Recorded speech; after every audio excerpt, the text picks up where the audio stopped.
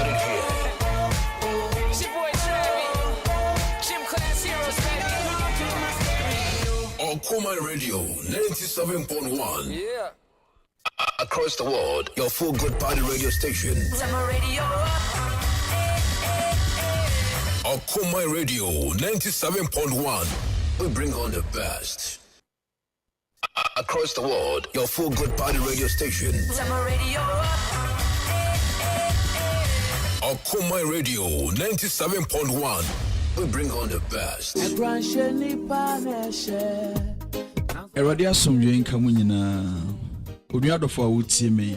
Onipa asetrem nsem edoso ebi ye nije na ebi eyareho. Ne eye nije no ye kaide nanso ne nkai ne kakra bi na ne yareho no ene yentena che na etode bi a edienya ema neoma yehwese betumi no mpuri yentumi nye ne saaye mu no ena Okoman Radio 97.1 edujumedi a yatudin ene dasobre ederebreo fi joda kosi fida anopa biara finonum ekosi emranonum abapawon sima edunum yenga yebedi sa jumedi mu chiame ene me osofo John Kwachi miniminu osofo Nathaniel Kingsley NT mestrese yaso leti sa jumedi onyankopon namso ebe mo yenkunu defo onyankopon nshira amen.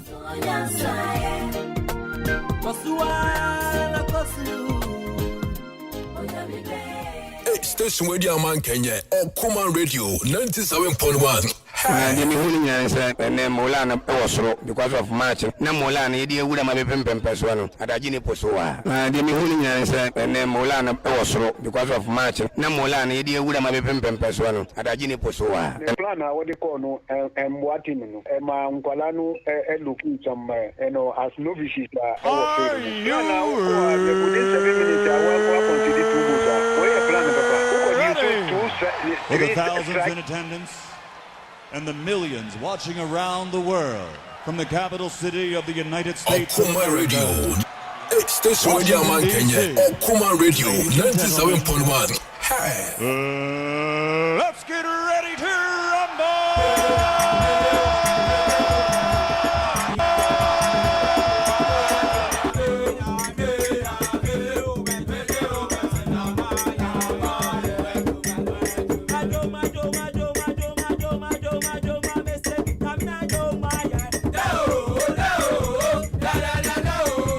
Station radio man Kenya, Okoman Radio 97.1. Hey.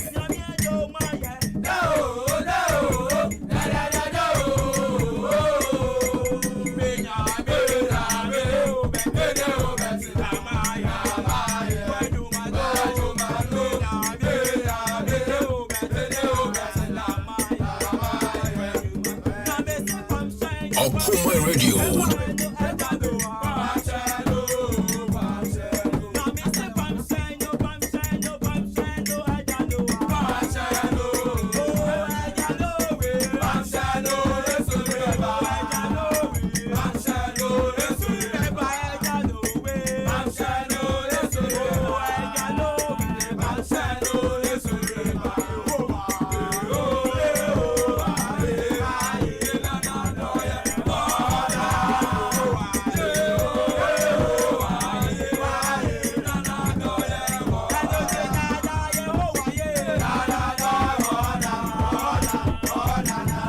All right, and every year Yamo Bibia Kwaba and from Okoman 97.1 Okoman Global Sports and then Edwada yes yet to me Atana C and then on the 4th of April 2022 Osha Brenna Simami and Sam Abapa John Konwa and you know the agudi yamunsem echegu ewo Ghana ha ebibrem ana finso na manane eba betena se na ya bobo hu na yetumi edi hu komo Eufia ha senior onimuno executive producer Yura Kofi Anson Pafo Sansona producer extraordinaire assign so head of sports Nana Kofi Okore Ajaman abobo dwumadi na no e de amaye ni nyina de agukra so ayeba na afin so yenso yetumedi atudwa e de ama yetiefo Ziggy yes DJ Ziggy B so e bo ama Facebook etumetwa agu Sansona YouTube no okọ so a we say dwumadi no etwagu honum kama we say ne visuals and bibia de na kwam sound bibia clear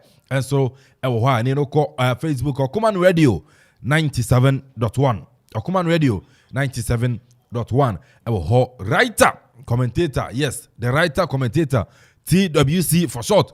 Hanma no onye more clean sheet that ono ye no brego clean sheet party o mobi nti so no sounds so no akonta, yes. The latest akonta in town crop ya sante and so I know that boy the nini aba Kwame Abema, yes, or the nini aba Kwame Abema nti ya no so no crop ya sante wa you ba be din komo and so pa kwesi di anim be je crop ya nu aba fi ni tem wa de no ko ye sounds so that Jeff Akufo Boateng, yes, kokoti hene ono so wa said am fa nipa anya hwe okrom a kokana sa anka ni ya ono so se ne aba no sa na odi be hia nti Jeff and so Elfia Obuama Jumadi no atimi akoso ayi ni Richard Fori ya no mo ene no ko waka apolo okay and then no so na man so boy chi don papa sa so na nana odamia, yes, and you know I recover ba boy Juma sa na dia sisinity as na so no awodin beba na ya buta awodin beba sa so na Abigail ese boy chi don wa view ya I come out midin Kelvin Amponsah Addi obetima from AK, yes, and adwa no ema nyina AK enemy and Monday into no fit Tuesday call now after the video what sa enti ano so no internet dwumade no anya easy ye be kwa manane na krobia de amanane nsama ba anu down say Ghana Premier League games no etimi to dwa to folk na no memeda enya win ewon kan against Media Ma Kodoko etimi tina fie baba yara na Ekumasi derby, yes, etimi say Kim Faisal ekaba kwa wentimi antene 2 games be so right at Tanasi Fisem ni nyina no de beba Brekum Chelsea bebo na eni na adwa Brekum ebo na adwa ni na baby kura je se Brekum Chelsea adwuma no adwa chada emfa nye hwe enti no next selection no enso no Greater Accra for no be hwe na ama for mo adwen na wa hwe PR adwuma se ni adwa betumi akoso aya na no de ni TV na adwen dey e was enti no so no Brekum Chelsea bebo ne na yetumi awuram na je se FIFA World Cup draw and I don't fear that to me to dwa ye ba betena se ni pensemu amrante ne tumi do projection and no expectations by me dey no me shara kan say me fan shara fan too from me ade a me shada am fan too from me but o hwe say ni draw no call me projection na say da ne kwan mu anesa me score no 98% me prediction no and out of 4 teams na me predict and me ensa and a boy and no fan too chen na me hwe dwumadi draw na to dwa Ghana ye group H yane Portugal, Uruguay, South Korea, and a group up. And yes, in Guebaba, never African countries, no, groups of more fear now corner. Now, what you know, you should draw no near teams, no, and modern bonny idea. I be the Ghana Premier League on Zoom. It's any time kuchu. Nothing so, teach me the but to join live on Facebook, Okoman Radio 97.1, Okoman Radio 97.1 on Facebook, YouTube, and so called Okoman Radio 97.1. Also no betimi ahwe mo Facebook no o like page na wa share na foforo nya bia share enti no share na foforo so no enye bi share na drop your comment na brepam yenso beji bre na akenkan e wo WhatsApp SMS or the ba 0551 667755 0551 667755 and 0270 191 971 0270 191-971. I'm on for network. Yeah, Tigo for there. Yeah, I'm network you call. Some network no continue. One of the messages in before no yeah, near the antino. It's an Krobia Santia Tenase. Mama na kwaba na fa amana ne nsembra Krobia bibia come am. Ege obadia down man. To microphone bell na say on na form. Asa akonta ehiesia. Yeah. Akwa bi on there. Ya ba be ware ni osa akonta se kan there. Ompe dem osia akonta obabi ade a obeje osia na bi emfa won say edi robi sia 10 times osia obi ade a on there ne 10 Ghana ne de obeje na otimi tamia sia akonta na oje ne 10 na no atete baby no ahwe bi akonta befa akonta fa no afa chire sia asa akonta ya sia it ne de robi timi sia be 10 times and 10 Ghana ne de obeje nti eno so no nti no latest akonta in town so no di nini ama awade a pa akwati mu ne di anu beje ye nti no bibia kama Krobia ege yes Obadia Dama, Bibia Kama. Yes. Osipapo Bonio. Fast that mano. Emano. Yes, into the papa be fast that mano. Yes. Body dem kwa chiri. Oh, okay. Body kwa chiri. Boni amfa so de wo so. Ana endi embra. Body bu ausi a won fa so so. Okay. No be to me twan tro na de ye na sa ni nyina ye boni amfa so so. Yes, won Bible ne kasa na kasa in Proverbs. And one said na ntie mu ndomu esu kwa. Ko no anya panyi bi an kyerɛkyerɛ wa. Yes, edin say obeti ase. Na no pe watu nua banka. Oh, okay, bibia kama. Because ne me na ma ba no stubborn. And one friend is outside and what's here? I don't know honeymoon, I know proud. What is no, yeah? Bibia kama. Oh, dear, so. Okay, bibia kama. But in some war, in some of you, some war, some people German Bundesliga. Then I buy me the kakoye. Ade. Oh, okay. Buy me the guy. Oh, I go every review. Sir. You, it's anopeyano. One more day. Petition ya kwa dai and one more efino. Na one match said and you my beko. Unzendra one more Freiburg ne boy. Yes, in some ways see. The way our both teams need me pepper as what Germany or Ghana near Germany at Freiburg. Hamburg. Yana and I'm fair on Kojamba. Obia, Yana and I'm be a co Germany, will be as Hamburg. Also, we can Belinda. Oh, yeah, Hamburg. Bremen, Bremen, be as Hamburg. Just say, I say, Ghana for one go to US. Maybe we better Bronx. Oh, London, so Croydon. Yeah, it's Hamburg for you, yeah, into Zemo. Yes, World Cup draw ni to ja. Yes. Danu fiada. It was a yentimu. The weekend in any other no. Na new biane na baby. Well, weekend you better transit. Yes. We are the key area Saturday and Sunday you transit. Na just a good year once you say for God and country. And the nipa ninti ane yeho. It's no nipa so request e demand is weekend sports and embra. It's na nchibia no weekend sports and beba. And no so no. Insamo yebeko. And no and ye nche. Maminja na afi so no kro bia sante. Enfama na nsem ensom famra. De Bruyne drifting away from N'Golo Conte. Kevin De Bruyne.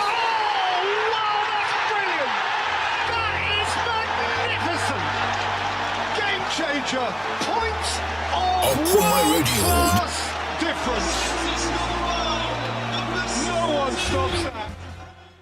Right, Okoman 97.1 Okoman Global Sports ana ebrin so edu say dey amon ne nsem no enyina enso ede ebeba eyi eye tidbit around the world of sports ana yede ni nyina eba boxing account cricket bibia eno so eye sports no yede ni nyina enso eba bedtime mo ewo hanom na Kofi Okori Agyeman together with an AK any the writer commentator and so tumi abobo ansem na no abone se bede se memfa nkoro kwantem kro na memfa ensem ni nyina no enso emfa bedtime uremu ewo the production room a obehun se Lustowell any Ezgibi wo mu nyina ebo ama visuals no enso etumi etwegu live on Okoman 97.1 ewo Facebook Okoman 97.1 ewo Facebook sanso ana YouTube no and also Okoman Radio 97.1 ojeni honoma announce we hu se dia feed no tie and se dia nyoma ni nyina no enso esi kofa honoma no ye be hye nsem na se a edin no enso krobia asante yenko ne yenkwohwe nsem ba ku mienu a eno so etojo last Friday no ye de ensem ebetu ga se you anase FIFA World Cup no odum se draw no so no ebetumi atogo na nsem ni nyina no enso etumi epiem nti so far no zigi wo be hyase na yetumi ahyase de fikata na yahwe sima ba ko no na efe yakwa akopiem ewo the top flight major European leagues no said their fixtures no any results no said their table no so no etumi akoye ehone yade ni nyina no enso etumi aba beda etie forma bibia so no etumi aye kama and rather and I said anu fiada no after say na draw no ebetojo anu FIFA president your friend Gianni Infantino and so etumi edit to go say no or hwe nim say particular World Cup ye ba be ɛbɛbɔ ɛwɔ Qatar no ɔhwɛ nim sɛ ɛno nso ɛbɛyɛ the best World Cup ever yɛn so yɛtumi enya ɛwɔ asase yi so ɛne ne deɛ ɛbɛtumi akɔ so ɛnso ɛwɔ Qatar na mmom no obi bia ɛnto na no ɛmfɛnsi bɔne wohwɛ the euphoria around sɛ deɛ setup ne ade ɛkɔ ne deɛ if sɛ yɛba benya sɛ deɛ games no nso bɛtumi akɔ na teams na ɛba no so wɔn ahoɔden ne ade bɛtumi akyerɛ ama yɛnya the quality of football a yɛnyina yɛpɛ so I think sɛ bɛtumi abɛmu ama yɛnya the best World Cup ever ɛnso ɛwɔ Qatar ɛno nso Gianni Infantino ɛnso ɛtumi ɛde atoga ɔnum sɛ Qatar World Cup a ɛba so November no ɛho bɛhia sɛ hotels a wodo a obi bia ɛkɔ a wobɛnya baabi ata wonum sɛ ɛne no Qatar krom wɔ no nipa dodoɔ na nso efi all the continent a wɔn nyina ɛka akɔpie mu ɛwɔ hɔ ɛne eke nso no ɛyɛ nhyehyɛ sɛ bibia protocols no nso betumi afem na wakɔ akɔpie mu ɛwɔ Qatar na ɔkɔ a ɛnyɛ fa na ɔka akɔda nti ɛne zigibi wobɛma me ɛne Qatar wɔn nso ɛde 105 new hotels ɛnso etumi ɛde aba 105 new hotels ana ɛne Qatar nso no wɔn etumi esi ne foforɔ kra wɔn nso ɛde aba nti wodwan ne ɛwɔ Facebook Okoman 97.1 sanso na YouTube no ɛnso ɛyɛ Okoman Radio 97.1 a wɔn nso betumi ahwɛ hotels a wodo a ne nyina ɛnso ɛkɔ so ɛwɔ hɔ no na wobɛhu hotel 1 hotel 2 hotel 3 wobɛhu ne fɛ yie papaapa ɛne sɛ deɛ ɛne Qatar nso no hotels a wodo a wɔn esi a wɔn de twɛn other continent ɛne other nations a wɔn nyina aqualify wɔn ba bɛ participate ɛwɔ the World Cup 2022 a ɛtɔ ɛbɛkɔ so ɛwɔ November ɛwɔ Qatar no ahobo a wɔn nso ɛyɛ no wobɛhu hotels no sɛdeɛ ɛne ne quality ɛne sɛdeɛ environment no ankasa no te ne fɛ ɛne ade ɛfɛ yie papaapa odwane a wobɛhu sɛ pictures ni nyina no ɛnso ɛroli ɛwɔ hɔ na before the draw no wonum sɛ yɛkɔ World Cup bia na sɛ any other tournament bia na yɛtumi ɛde ade a yɛfrɛ no mascot no wobɛhu sɛ na ayɛ bibi te sɛ nipa bi toy bi ne yɛde aba ɛnti sisi a wodwane ɛwɔ Facebook a ɛne no FIFA ɛne together with ne members nyina no ɛyɛ nhyehyɛ na mascot a wɔn ne Qatarfo ne tena ase a wɔn de buy no mascot no okɔ Facebook a nso wobɛhu World Cup mascot no sɛ ɛne ɛda so a bibia so no ɛyɛ kama na mascot yi edin a mpanifo ɛde ma no ɛyɛ Laib edin no ɛyɛ Laib ɛyɛ Qatarfo kasa na mmom ode ba ɛne English mu a brofo mu a ɛyɛ super skilled player kyerɛ sɛ player ne skillful ni ɔno so yɛ very skillful pa yie obi te sɛ Lionel André Messi Leo Kochettini unso yɛ very skillful player sanso and especially ukɔ Brazilians ni mu a ubenya Neymar no mo ɛwɔ hɔ sanso Ronaldinho nom type of football no ɛno ana ne wɔn de ato ɛne mascot a ɔno so ebedi World Cup n'anim ti Laib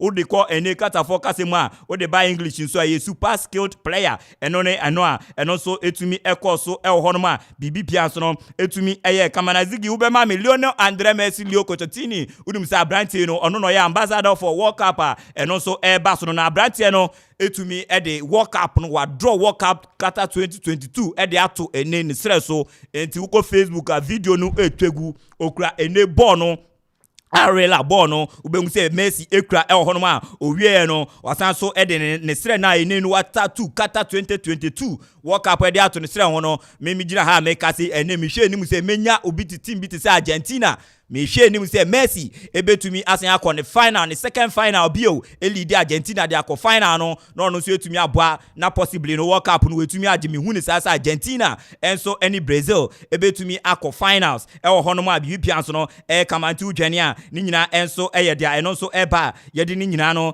enso etumi ɛde ɛba na yɛke yɛbɛkɔ na yɛn akɔhwɛ ɛne sɛne adrɔ no enso etumi ɛkɔ yɛ na yɛn kɔhwɛ group A no ukomu a teams a wɔn nso complete group A no say na tie host nation Qatar any Ecuador ono so no efi CONMEBOL South America ubenya Senegal from Africa ono so represent group A and so and Netherlands from Europe ono so no minti Qatar Ecuador Senegal and Netherlands and complete group A no ama bibia so no etumi kama group B no say na tie England Iran USA any playoff no dia obetumi qualify bia no ono so ebetumi aba dwan nti ahwa yebenya Peru any Australia na say UAE di obe qualify no enso eba group B abedwani England Iran and USA na bibia so no etumi kama group C no say na tie Argentina Saudi Arabia Mexico and Poland ana wo so complete ene group C no na bibia so no etumi kama group D no say na call France na ene no Denmark and Tunisia wo fi Africa na wo so etumi abo playoff na bibia so no etumi kama hono no ye CONCACAF wo so ebebo playoff no inter ene confederation way no playoff no wɔn bɔ bia baako nso ba bɛdwɛn France Denmark Tunisia na wɔn nso complete ne group D na bibia so no etumi ayɛ kama group C no say na tie Spain any Germany ni Japan na ene no wɔn nso ahwɛ nim say playoff na ɛba so no de ɔno nso betumi qualify from ni playoff center no na ɔno nso etumi abɛdwɛn ne group E na bibia so no etumi akɔyɛ de amasa group na ɛno nso yɛ de ho nsɛm ni nyina no ɛba group F no say na tie Belgium Canada Morocco any Croatia wɔn nso complete group F ama bibia nso etumi ayɛ kama group G ɛno nso say na tie ɛyɛ ne Brazil Serbia Switzerland any Cameroon ana wɔn nso ewie group G no ana group H ɛhɔ ana me my Ghana yɛn nso yɛtumi akɔ pie mu a yɛhwɛ sɛ de nneɛma nso no ɛkɔ na saa group Ghana abɛto mi no onim sɛ revenge bebree ɛnso ɛwɔ mu a yɛnyina yɛhwɛ anim sɛ yɛbɛtumi ayɛ na bibia nso no etumi ayɛ kama na wɔn complete ɛne group H no ɛno nso ɛyɛ Portugal Ghana Uruguay any Korea Republic ana wɔn nso complete na onim sɛ Portugal 2014 wɔn etumi ɛkyerɛ Ghana ɛnso ɛhyɛ na wɔ Brazil World Cup na se saa so ana Uruguay 2010 wɔn nso ɛde adeɛ ɛfɛ nso ɛmɛyɛ ntanya so arɛ sɛ di nimrantie n'anim a wɔn nso ɛsɛ adɔteɛ paa de gu yɛngari mu a ɛyɛ 2010 so ɛyɛ ante asɛm dɛ nti these are the teams a yɛasa abɛhyia for the second time a yɛhwɛ anim sɛ revenge no ɛnso ɛbɛtumi akɔ yie ama biribia nso no ɛtumi ayɛ kama zigi ene no o de teams no ɛbɛtumi ato so no yɛnkɔhwɛ ene top flight major European leagues no sɛdeɛ ene results ni bi no esi ɛkɔyɛ anɔpa no eke ɛde dodoɔ na ɛma mo nti anhwɛ a ewie deɛ nya adeɛ a yɛbɛwie wonim sɛ time no nso no ɛyɛ adeɛ a ɛno nso ɛkɔ yie papaapa nti no yɛbɛkɔ na yɛahwɛ sɛdeɛ ene results no enyina enso etumi ekoi ɛhɔ Barcelona enso etumi ɛhyɛ ene team a yɛfrɛ no Seville by 1-0 sanso ana ne Real Madrid nso no ɛhyɛ Celta Vigo by no so 2-1 a wɔn nso bibia etumi ɛyɛ kamanti La Liga table no ɛno nso ɛda hɔ no a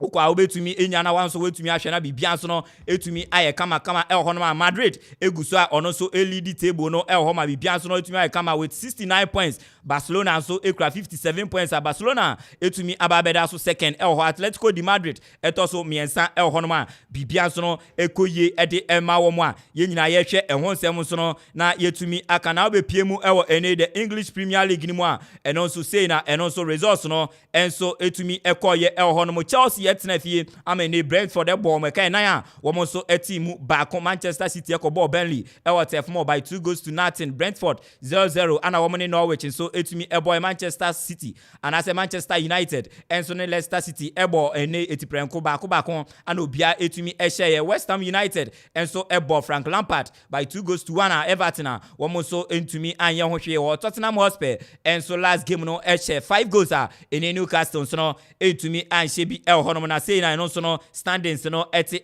Manchester City and also 73 points and Christ and so na Liverpool 72 and Chelsea etos me 59 points wo mo nyina enso ede eba ntina I think say wo hwe ene top 5 major European leagues the hu hia no the most important ones no and ye de nyina so no etumi ede aba nti zigi na yenko na for Bayern Munich eke be di nkomo kakra nti zigi ye wie league no obeba Bayern Munich na yang ahwe se dia Bayern Munich wo mo so wo mo score no etumi ekoye ɛhɔ no na weekend no Bayern Munich etena fie any team a ye frɛ no Freiburg enso ana boy na Bayern Munich on Freiburg and a boy okwa away to Freiburg na wo mo ball game na 85th minute na was a Bayern Munich enye change enti change na wo mo eye no unim say one player and a buy na oyi Okoman any Serge Gnabry. Yeah.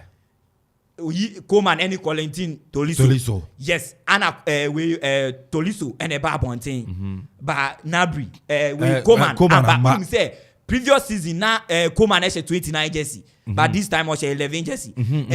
And one more the man fourth man no man we no so no one more man no 29 jersey. Okay. Instead of 11 jersey, 29 be anim. 29 be anim. Okay. It's Bayern Munich one player instead of bench. Instead of two, or the one buy and or the two come. Hey. Yes. There's a quite 12 players. It's from 85th minute to 87th minute. But Bayern Munich able 12 against 11. So sub 2 minutes, no? Yes. 85th to 87th minutes, no? Yes. Bayern Munich able 12 against 11. Yes, 12 players now. We use the ball, football, no 2 minutes. Nti we know the blame name ma for official na answer ma commission na answer Bayern team no. Nti game ne ko so 87th minute ni mu ana VAR. VAR referee ni momu. VAR no. Video assistant referee. Yes, prompt central referee ni say Charlie mioma bi nkoye team we no wo mu kura 12 players nti e ho ana game no wo mu put no hold kakra na wo mu hwehwe ya na efi wo mu yi the other player ne fi mu and players na wo mu ye change na wo buy no ba kon so na benya 4th goal ni ma wo nti ama on crofo no che say no enya effect wo game ni so yes no that score line here saying buy and game 4-1 eh ati film kura 3-1 ati film kura 4-1 Jeff me sure say Freiburg for bet me argue say ebi kura no bet me abetete o kan nyina la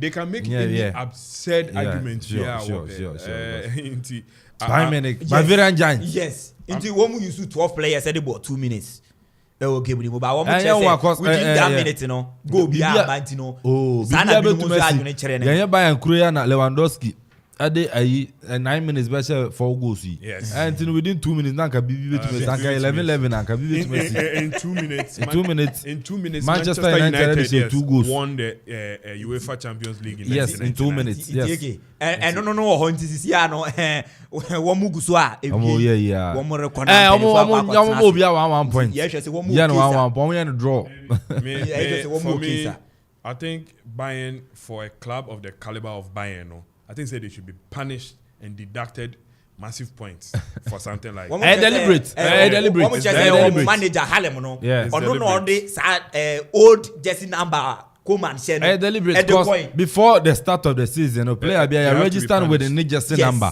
and they didn't na severely punished referee no report or the coin nature say no enye ne fault na team sheet no about team sheet na we provide here during the match day no na number ben na Okoman din na no and also ya another factor 29 na team sheet no 29 jersey ana I say and only the last season jersey are not share ana make us say team sheet no match day team sheet no players no once obia ni din ni jersey number it's in the jersey number ben na share 11 na then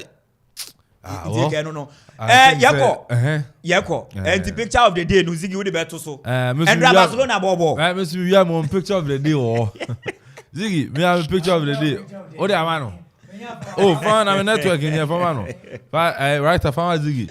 Now we have a picture of the day, no? Until you are there too. Picture of the day, no? Picture of the day, Nevato so. And Barcelona and Sevilla. Yes. Big game. Estadio di Camp Nou. Yeah. Na game no query no na fan bi ni agisa also no do hia Rakitic ni Jesse former Barcelona player yes Ivan Rakitic and na hia Sevilla so fan Barcelona fan and also hia Rakitic Jesse na yen hwa dia Rakitic o de Jesse na chiche ko yeah nti Rakitic say ade odi ko fie sebe ne boxer shorts enye boxer ne supporter supporter the P2 so you top no you top no yi ni socks yi ni bibia so the top na che yi bibia no kwa na say da bi me penika no so ba ko ka up down no so yi down no so ka obi ka so penny we na gaje say o say here nti picture of the day no Ivan Rakitic edi no club ya Santi Messi and no club ya Santi na mutene kan right ya na fa eyin mazigi na ya be soro so a be so a picture of the day yes we are production pa ofia na yes so to me dey atujwa and so dey my tie for club ya Santi and I'm telling kan say fisem on so to me dey about the writer commentator TWC for short and so to me transi na no so kono African Prince ni ade news ni ko china kodi hina na so no how the fisem baba Zuba mama kwa ba boss la me so any jizam gese atina hina di mavonya me tiajo da Zuba yemi atumi asa kwa ba otonyo so me ntonyo mo asori maka say me chief usher that you say me chief usher ba sorry ya usu no by the chief usher yes chief usher because but say I'll direct to Jeff Veterans and Pachotna say you know what I mean yes man titru na direct oh yes baby me da bi me say that ba me gina asofufu mpenifu nechi yes me yeah ti so bi tu baby ba metumi atest ato na aboa na bia say timi go oni me tell me to nyom no Zuba on tears here oh ni ata telamte as long as the battle has ended Ghana New Adelante has win his case forever. Adelante issue when say why say the case no we din konim say ni din komo na ye bisa no say ni ama tu ko fire of course ana bra wa bra ni for that time wa bra since 2014 cheko za bia me tu fo sa bra ba na wo bo no yes Paul ba na bo bra Paul ba na ni da form sure oba boa and you about a chirima, no, so no, Amy out. Yeah, for that tour. I say on the at the age of 13, dear. Yes. So, one year, where go. Oh, sure. Yes, I'm a hard drink. Into that lamp issue, never come. Now, you didn't come on. Oh, now you be son of Senny Sifa. Yeah, come on. Say, Andra, you don't want to get Yabuno. Hey, man, say, no, summer test for no. Ya yo munyadwa ya dia edwon aka ohwe na nimu ateche ne boy ya bono na yatete na tare a oh super to me it's not good for association football I love for no go comment I say that I say this weather is there so conducive we are boy man for edwane no I say weather is so conducive for association football players you know moja fie bi mu hunu mo the commentators say the weather is good for if you are a ball, you say whether I 50-50. They be a ball. I just say, bless me, you be some book game. I say, hello, like, okay, be for say, boss will be about the weather is so conducive.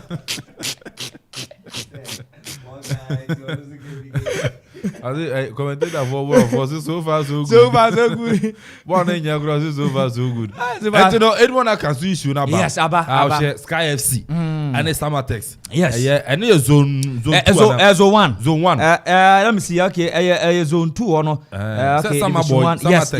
And it's Sky FC. Yes, zone 2.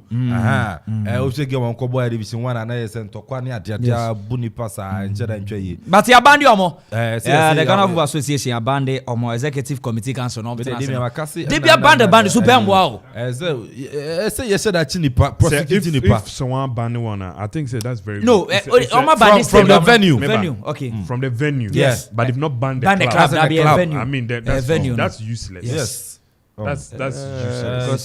That is I say I don't even know how to say oba I boni what will fear what oba else hey kugware kwada yes and you expect that to be like some sort of punishment for I mean I saw the pictures yesterday. My young year fee na you made this uncommon. Super fam to cobra. Now just say the two near there. You know, found two. Super say you and Bakuno. Super yesterday you know we be Bakuno. Yeah, Bakuno with you. Super uncobra. Yeah. This is our own. Let's cherish our own. Ghana Premier League is back again. I say this is our own. Let's cherish our own. The One League is back again. This is our own. Let's cherish our own. Ghana Premier League.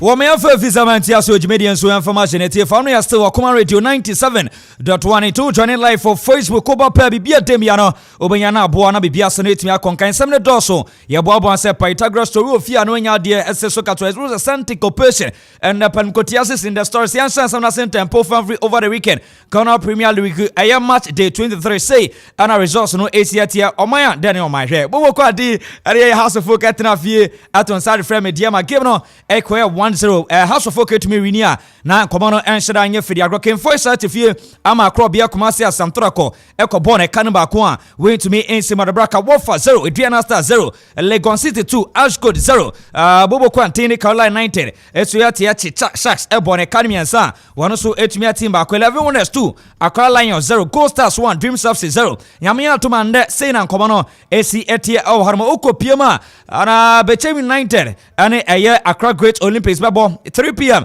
South Zone LTU Betna Kumase Babaya Sports Stadium. Noni Breku Bekum Chelsea the Arentam so our the Ghana Premier League match day 23 a Hong Kong Arsenal anga for the agrosay and a table no ACT Krobia Kumasi Asantrako already kind of 49 points also and the Adriana Stars already kind of 39 points Bobo Quantin at the Bechem United under or one game on the Great Olympics Babo Onom at also Miansa our 38 points across the folk at also 9 our 36 points across Great Olympics Oli Bobo Oli Masi Oli Julie Ju Oli Nkransan Cancer Oli Yes Oli Krobia Sante one more at a 5th position our 36 points Hong Kong Arsenal and Yafidiagana Kopiemo yes and form of Yasana Wafa at a 16th position our 23 points also and R2 at also 17th position our 21 points Bobo Quantin at our Mina Sharks yay Papa Kwesindu ni team one the 18th position and our 15 points almost 84 Mobosa and Hong Kong Arsenal and Yafidiagra Yafi Emma Genete for now after the game coaches out don't know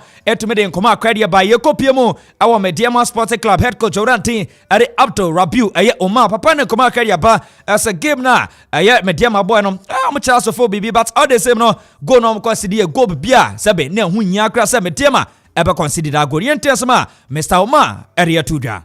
It's a good play, just that the goal that we considered it was due to communication and then the body position. It's a goal that we should have not considered. It's a cheap goal to my view. We could have done better with that goal, creating a lot of chances in the game. When we create two, we don't bury them. We squander a lot of chances. And today we didn't create much, but we didn't deserve to lose this game. We played very well, especially the 9 minutes of the game. Keep working hard and then do the right things on the pitch. When you do the right things on the pitch, you will create and then you can score. And to win in Kuma crowd around Tene Ayer Abdul Rabiu Omar wano a head coach Mami Diama Wadia Ba Yathia Majanete for Kaisen as well as Pape Ukopiemu or White Dreamer. I want under 15 and been 4 times. Hey, Pape Utran and Bonaba as soon about Oba Mediama no Mediama team non Kakranka one more Pekesa but also 4 catch from say hey Masuma Viva Yam Swamu Pomo Kabakwa one more ain't me Simada Braka head coach Adama Bobo Quantini also for Corante Samo Bodu Kofi Swasi Obekatri after the game I didn't come out Caribas oh the boys in but now Mediama game no more ban no more Yamajan said draw and on me baba to better team na say technical team mama yadwe so meet me ase Mediama by Elongo 2-0.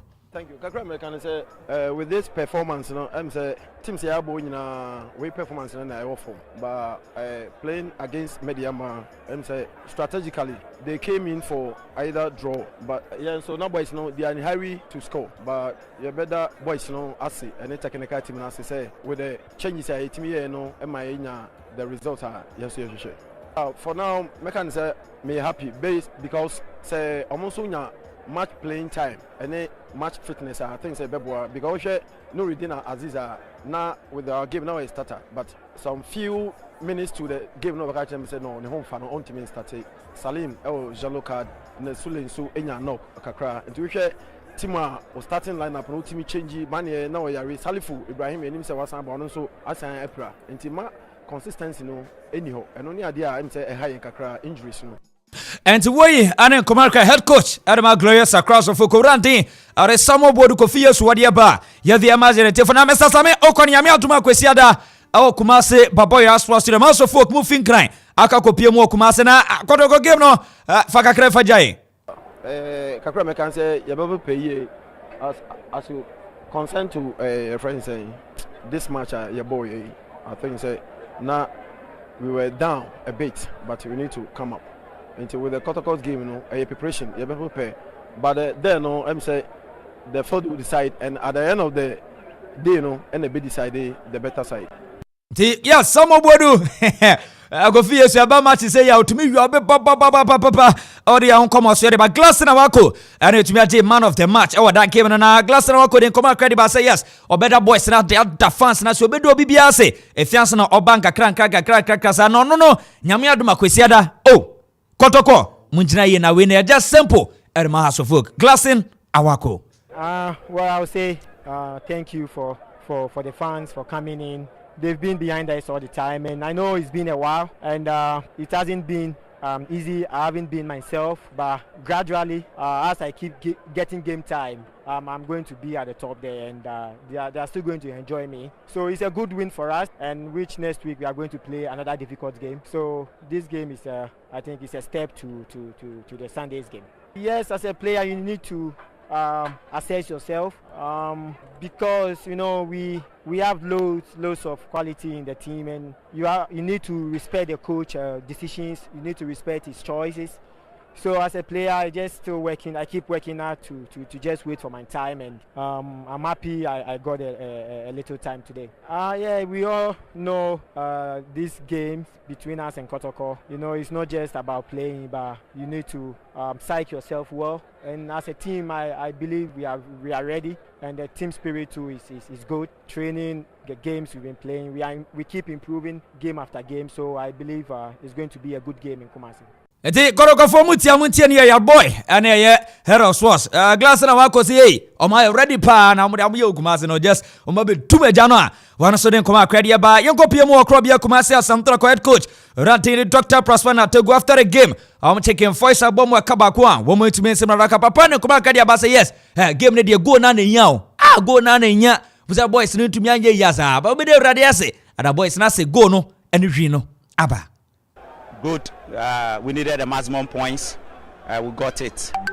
Even though we played several players out of position, and most of them too were nursing injuries. I think it's a good result. The most important thing is to get the 3 points. We actually didn't get our flow in the game, which was a bit of a worry to me, a concern to me. But then once we were in the lead and were able to do those defensive tactical things right, I was okay. And at the end, I've gotten the 3 points. So that's all that I need. And the head coach, Erma Krobia Kumasi Asamtrako, Dr. Prosper Natogum, and Kuma Krodia Ba, Yadi Amazinete for Nana Krakono, ran back to Jasa Yamel Tuma, Kwesiata, our Kumasi Babras Stadium, House of Folk, and the Kotoko Gabno, on Komakakra, at the Ejaye. Yeah, it's a confidence booster result. It will keep our heads up, our chest out, and then make sure that we stay focused. But then my worry is the injury situation in the team. There are so many of them, which is not good. And if you go into a game, a big game, the Classico of Ghana, and you are having several of your players injured, it's not the best, but that's what I have. All I have to do is to manage them at training, make sure the medical team also do their best to make sure that they get them somehow 70% fit for the game. And once we get them about 70% fit for the game, I'm sure the rest will be the tempo and the temperament that is typical of the Haas Koroko game. The another tempo and temperament. Papa, I don't time for the bravo power was here. The anon come on as well. No, now him say last week and I'll copy ma and before at the draw or the FIFA World Cup to be in terms and Ghana Group H in your Portugal, Uruguay and South Republic of this in Korea Republic and the no group now and mum and I'll copy ma former head coach and the Blasters of Ghana 2014. Abreko World Cup Brazil openi ana tentia dia ko ye yasa draw the ball penalty say hey kwesi abia papa draw na ba Ghana group ye wo mo no hwa group ne no ano na say bibi o say pini for ye Ghana has full of very good players. So the important thing is we should be doing now is making sure we call the right players who can go out there and perform. I know there's been some players, we try calling them, they are not coming, but we should ask ourselves, is it possible to convince them again? So those that we can get them on board, I think we should try and get them on board. At the end of the day, we got some African Cup qualifier matches, about 2 or 3 before the World Cup. So we can use that to test the players that we can get on board. So for me, I think we can still qualify. Always make sure we look at small game, and upon that, I can try and design a tactical play against the opposition. The way and then come out former head coach and the Blasters of Ghana. What the Abana group no more yani Portugal na 2014. Na yani Portugal group ba kuma ni on ball last game no boy 2-1. Group G na ni boy 2-1 pa manesu ya ntantana. Yes obetumi yenya ubetumi abuemu nkoma akra Ghana. Ye game any Portugal the never Portugal boy. Erade asewo yani Portugal boy 2014 no. Then they see World Cup. Ya ndesa boys no. I'm just cap of bidu gombo to buemu nkomo. I mean, 2014, everyone the programs are happening. Even I quite remember before our game with Portugal, some of the players, senior players, coach, can't we stop this game? I said, oh, no, where we are now, we can't stop the game. The reason being that when players were going to the pitch, they had their money that paid them in their back, to the field. And they had to leave the money in the dressing room and go and play this game. And you see, how can you be playing with your mindset on, I think, even going forward, I think Ghana, Portugal is all a team that is so different. And I think Ghana, once we prepare well, if we start ourselves very well, we can go out there and show them out. Former head coach Aramare Black Stars of Ghana, James Akwesi Appiah Mayele, and come across the bar, Yadi Amas and Etiafona over the weekend. Kopiemo Asama, yes, a juvenile football to me, Shasia Pana, one game and a month for any DHP, old ghost, one more and Bitchley Kings Academy and Edwin Tam, so under 13, yes, Bitchley Kings Academy, Bomo Kamianwa, one more so Etumia team back one, Tiana 13, we win here. Now 17, ne cracker pa, Penny Beshe, Ukopiema, Bitchley Kings Academy, Ebo old ghost, Academy and San. One so wet to me a team, you know, Branch and Dennis Xavier, Ebo Brace, and a Roger as usual. One also wet to me at the back, Okoman. One more 8 million by 3 goals to a 2-1 more. Bitchley Kings Academy, their first game. One more to me, Erinia, one more chassis, one next game, bet me about home. Now be Biaso, it's me a conkind. Division 3, no, Sussex 11. And here, Shama Juventus, Edwin Tam, so give no, Ekoye, 1-1 Hormona, Oshamwa. 3 matches on my boy. Ome Lusuba Kwabo draw back we back 20. Success 11. Still Omugusua Shesi Biasono. Ebetumi akonkan Horma Yadi Okoman so at the Epa Awujubedi. So Medino, at the writer commentator super. Video of the day no say me yana o ye yaza. Well baby jet. Baby jet ye training ye. Oh super baby jet ye training. Oh yeah they are going. Oh opese Ghana ni opese ye selecting a cash squad no keke. No but Ghana against Uruguay. Squad ben. Blaster squad no. Yeah they going. Yeah say ye kate. Super. Oh ye train now train no. Tomo mana. What boss a different co Facebook come baby jet. Oh super. Inye video. Super video yeah. Oh super video when share. Look at the cake. Oh baby jet. Yeah. Look at baby jet. Baby I'm catching a baby jet. Baby jet on me. Super then I know they are calling training papa. Training there so to obey baby money I compare or not to fellas of Najai. What do you say? No. Writer. And I was saying, in audio office and buy baby jet and I'm one near the eye. Nothing so ya could think come up at the free war. Only was saying, you are that Tilamte. And then some to Jana court. If you are not a year so Jeffrey in some East Legon fee, and you are dealing in a court, a boy, say if you know the Datilamte and any dia. And ya didn't hear more barno. Into no Ebocona, any new Datilamte. On a former player, the Black Stars of Ghana, born aboard German Bundesliga, Bekochi or Mina Sharks, and Bekochi had of 11 whites near the Union, a coachia, near that Tilamton said in come. But World Cup draw no, Etimia to drop, and as a Ghana Premier League, Etimi calls to baby upper saw the Argent baby upper saw the Fano, and so bit me there for Crobia Santo, the boy, and so the boy, Mama Kwaba. Super, Mamma so, see ya, one Nadano. Omranti omo de message by me ndano omso mu chiao Henry nom and me da mi dwa mu no nom so greetings to our boss let me say why your boss man paper message no I say I want to rectify I said drawn and I fear that and in the D boy I dey listen to you live but greeting my boss Nana Kelvin Eddie for me but your nini. But just fear that no share draw. I fear that me share draw no draw no tough no. What do I mean jet here for? So be with the media mini Ghana, support Ghana. Me ye monitoring. Now before monitoring, me take World Cup no kakra. What I say Qatar na yeko. Qatar population ni na no 2.6 million. 2.6 million. 2.6 million. Omaya omu dosun. Let me find say a 2 quarter for. You can almost say squatters. Omaya omu dosun on foreigners.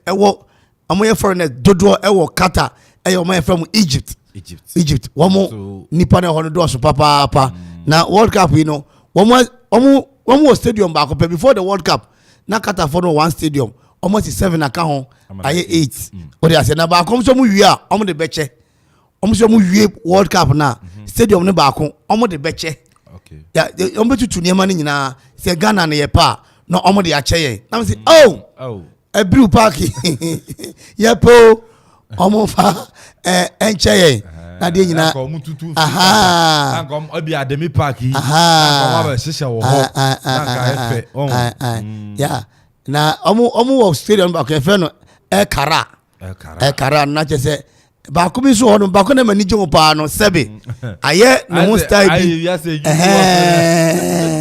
na no efe papa besi me wuram efe na draw no beto fam no se na Ghana yo group H ya ne Portugal, Uruguay, South Korea. Me ye group no by abbreviation e dey aba mo se bi ho no bi ye BSSM e bi ye BCCM e bi de timbobo ni nyanam da bre eye etiefo na me hweye no ma hwem draw no beto fam Friday no up to ne ene ye ka say ye ne Portugal one group Abrante be friend ya Felix so Portuguese was go ama I say Atletico Madrid was go ana was go na say mbo match na say was go ana Abrante ba go friend say Suarez don ne sabo ball no ono so wo Uruguay anamwa ono so was go anamwa ana mo strikers no some bobo da so bobo ana obi an she bi o enti baby an bo say kwasi o chere e she weekend kwasi o chere she wa hu o sha hin o she one ana Suarez so she one ana Abrante so she one enti be son so she South Korea so she enti se si o mo amon kwa kobo no strikers ni 1 2 3 ashe mo de ne ba ko pe na wa she so be a striker ba ko obia okay enti no Portugal so Ronaldo so nkaka ne ho ye okay enti nana ne ewo mu ni se no kwasem 1930 and a World Cup na sha ase 1930 no the winners were the Uruguayans omuna winning here what you see enti we are in a deadly group with them and as 1930 ebani nyina no womun sheda enko ebia finance kura biu what you see omun sheda enko finance kura biu and it in this cup no a World Cup no omun ba na nibre so papa because last time no no kwasem ne say players omun dem ba nyina no dudu na fade out many of them are fading out obi say Abrante say Suarez say minyi this World Cup we say want to me anye ama o man Uruguay enya de a 2026 be hunu bio anam boa 2028 on say 4 years 2026 enya de a say Suarez antimi ampeja no homne so a enya de 2026 be say na be hunu bio and the other players e bia to say Portugal so Abrante Cristiano Ronaldo said this World Cup one of the teams are ya take some bet me afa World Cup no in terms of players you can get players you not get a team what your players but now need to be na we Nigeria for another ya for no and be na we here no by names near ho and yeah alata ya for no and be na wo hwe ya de be gina what say kon ne hye ya Ghana for no we chi near we chi because na you goalkeeper say watch team war England Ghana ha because the division 4 but and Abrante na kasa say Ghana tin anim eti player by player na yen to but no be na we yen no it is Portugal so someone to be anye be this time around now looking at the type of play they have and the type of clubs that they play across the globe now minji ni say omu era we twam it will take decades and it will take years. The Usha group na go to nana very very poisonous and deadly. And don't you forget say South Koreans a papa be coach be a friend good handing if I got the name right omuna odiomo share Italy omo in statue kakraka see South Korea I think 2006 their major win against Italy good nana enti omo ba no I think say Gusindix akomo apobi 1 about Ghana, 2 about the Portuguese, 3 about the Uruguayans. Eti obano mbani nyina no omu the mentality be never say if nobody qualifies they want to make history alongside a certain Cristiano Ronaldo, not Portugal, alongside Ronaldo. Ana yensu ya ni between yan and South Korea there's this rivalry you go omu 3 bipen Jordan you me as say your family sportsman the prolific striker of the world why have a sportsman Jordan obi enu oni mbo boss no e Ghana ha Jordan a ball hat trick against South Korea na me boa good and it no group na ɛwɔ mu no very very deadly. Obi oba grow no bi anu be ko fie ntam. Ronaldo ko fie a history and ne dey they are more dangerous than everything. Cause Okofia, Bruno Fernandes, Okofie, Joao Felix, Okofie, and the other key major players are Joe Jota no nyina hey Nana Mama dey atomi so hey Andre Silva I say pledge for you no na masem aye o fe it is a Portugal and to me and make it a group we if they can want me and cross head no na Ghana show mu na South Korea show mu nana they are out and they cannot come back anymore. It is a group with nana very very deadly okay mu group no akura bia na twuma adina ba say mini Ghana say metutu ni nya say mini Ghana eti mu group no nana say mo anya mu niema yi a ebeire man papa and nana sa group we anya one say any team that qualify from this group will make it to the any stage in the World Cup. When me see group H team be progress from team group H, you know. Obetumi akọ quarter finals will be there, semi finals will be there, and then one finals will be there because so channel through the money I think Germany in the group no and the muya de kakra they have Germany and Spain. Germany in Spain, Brazil they are fofole. Italy ama one bi onana, France dey fofole. Group be big kakra wom and Ghana there no. I think I will agree with you. Yeah. Ghana group, no, na Oshim critically about and a group of death. Good. We're looking at all the groups because Oshim group A, Qatar, Ecuador, Senegal, Netherlands. Group B, England, Iran, US, na Abia, Wales, and Ukraine, Scotland, Umba, Kwabekam. Group C, Argentina, Saudi Arabia, Mexico, and Poland. Group D, France, Denmark, Tunisia, Abia, Peru, Australia, UAE, Umba, Kwabekam. Now I be joining Group E, Spain, Germany, Japan. Na New Zealand, Costa Rica, Bakwaba. Group F, Belgium, Canada, Morocco, Croatia.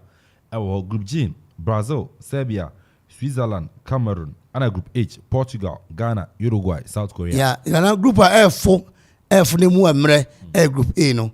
I want to say Yamia Yadom your African country where you can progress. Nana, many man who see na Krobia Abemuno. Me can say stadium ne baako Qatar your friend no Wakri Stadium. It's a historic one. It looks like Sebi Emawe no. It's a symbol of traditional fishing boat before getting oil.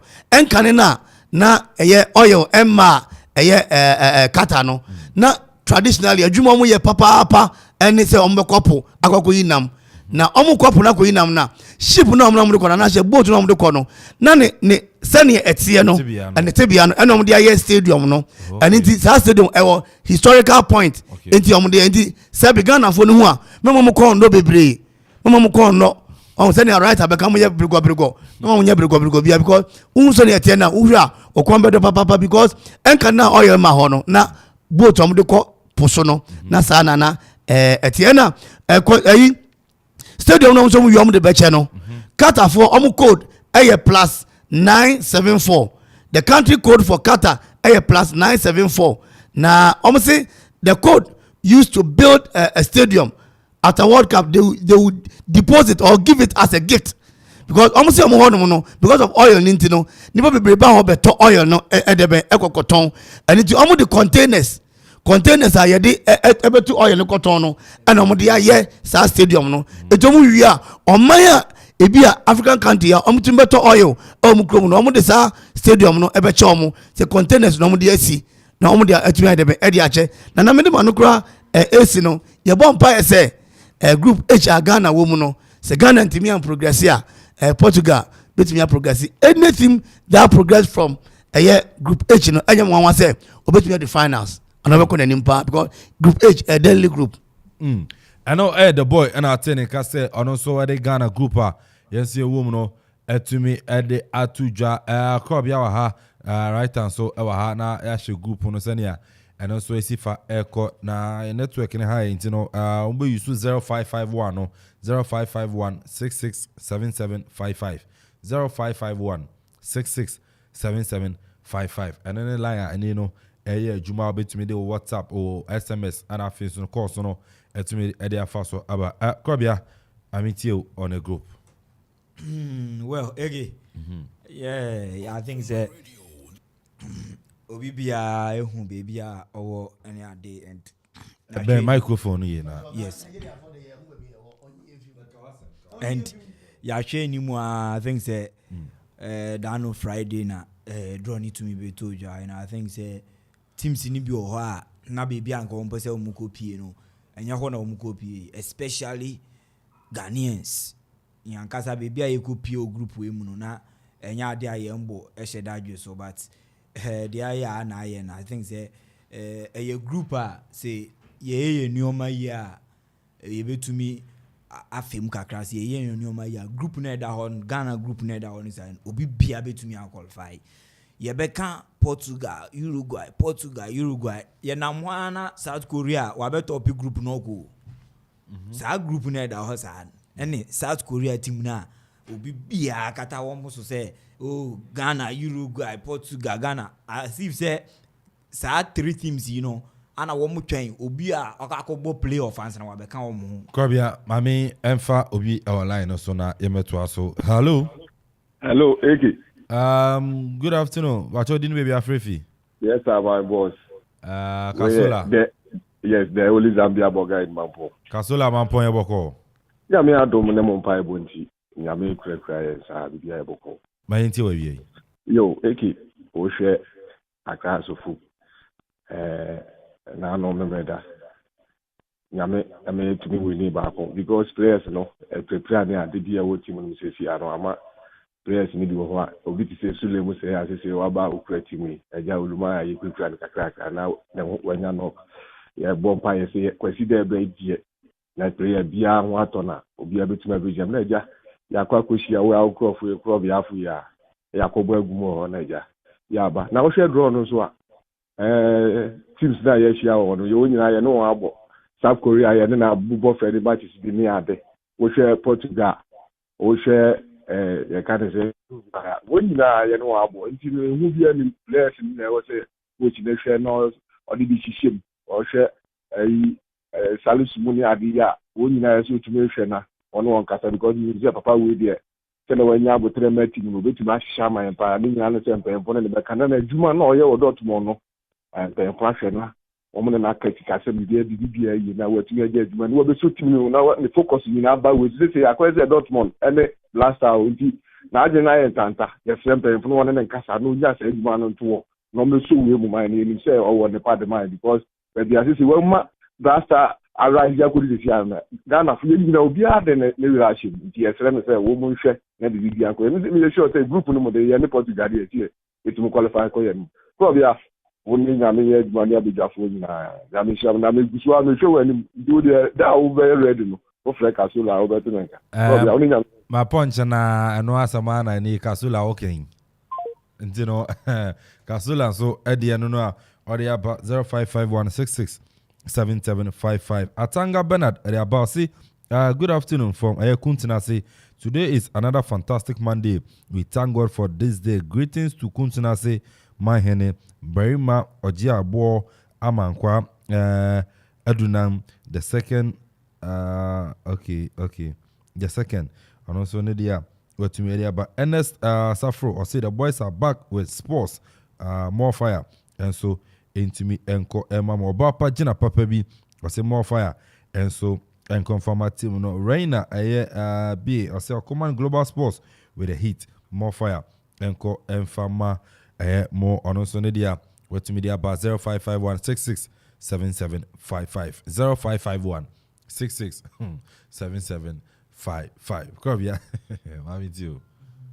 Yeah, okay. So I think that a group a very very tough one for Ghana especially because nya dia hu josa o hwe performance I koda na di or AFCON through that auto magic etumi ama yenya that qualification ahead of Nigeria and the way qualification no kra by no me enya dia me boy adwo because of boy a de kwen sa ye de yeni to so say boy ya na anything ye wo GDB was our players him anyhow I born na ye de kodi. I think say ya de ka kobo bra bia but ehun be hia say players a wo because ye benya friendly matches bi abo ana Ghanaian players in so wo wo teams ni bia wo mu nya regular playing time no coming summer it was a junior it was so bia movie and teams are even say a smaller team cry na wo ushia the tougher ones na utumi bo unya experience no the more wo bo no more na unso gain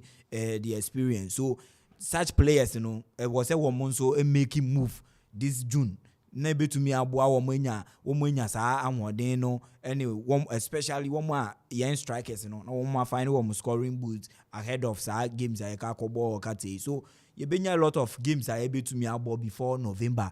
Your international breaks your any friendly games are able to me about. So down to our FA and the Ministry of Youth and Sports. So move to me as quick as move to me up and coaches are di jumede name so we any coaches are because you see I was no cry yen sheda in nim say ejuma ni gusu kra oto adwa na say creativity no ba be fe ejuma na say then yenim how what is here enu maete because wo kokata wo ka koye draw yenhu every single manager or handle every nation or the one qualify e draw na say yenhu Ghana ni bia e wo hono so I think say going forward no be tutu ni oma yie eno ne yende so wo mo be hwe ni yie na yenhu say dia ni oma betumi akọ but saa dia ye ya de I think say ye bebre ye de yenni etoso saa dia this time team neighbor no wo hwe Uruguay kra na obeka see the likes of Folland no ne ade no enhye da ni wo Suarez no ma ehia wo no age because of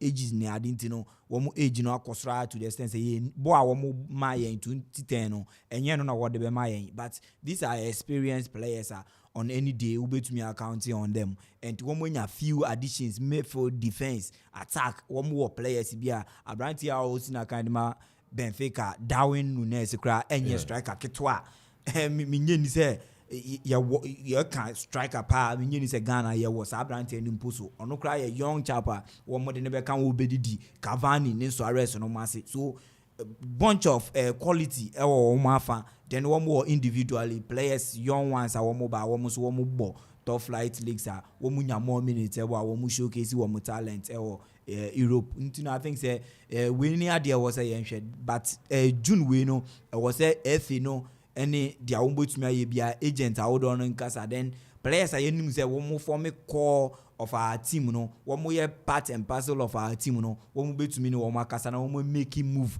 with teams are one more and share down and going forward because baby some who team be more better striker be better player be was consider senior money nyina and na also as say we stay and as we making move na no so to me aboama we to me enya kata kwana also we to me akobo so okay I think say that is all for now going forward you know you be subsequent groups you know anyhow permutations you know teams are higher likelihood say we to me qualify any other things but for now I think say we know say yeah Ghana film. Okay, and here crop ya sante ninsema ono so etimi ede atudwa eno no ntiere besi na ya mepe chena ya ba na ya beto so na etimi edi nkomo ewo ho executive producer Yura Kofi Anson bar for head of sports producer extraordinaire but one seven nyana no ede amai Nana Kofi Okoraji man ebo echidom Jeff Akufuboaten crop ya asante the writer commentator DJ Zigibi Sansona eneno the boy wotenenka Donzi enso na boy ma dwumadi no etumi ekoso na no damia ebo echo na afis na Abigail mani nyina kabo ma ma dwumadi no etumi eye kama yakwedie amintia madam Nyamiche yes madam Nyamiche so no anini kunu the governor ntia mo papa ene awie enti no medin Kelvin Amponsah Addi ubetima from AK yerebe si nyame pechena yeba na afis yetumi abeto aso muchumka. This is our own, let's cherish our own. Ghana Premier League is back again. I say this is our own, let's cherish our own. Division 1 League is back again. This is our own, let's cherish our own. Ghana Premier League is back again. This is our own, let's cherish our own.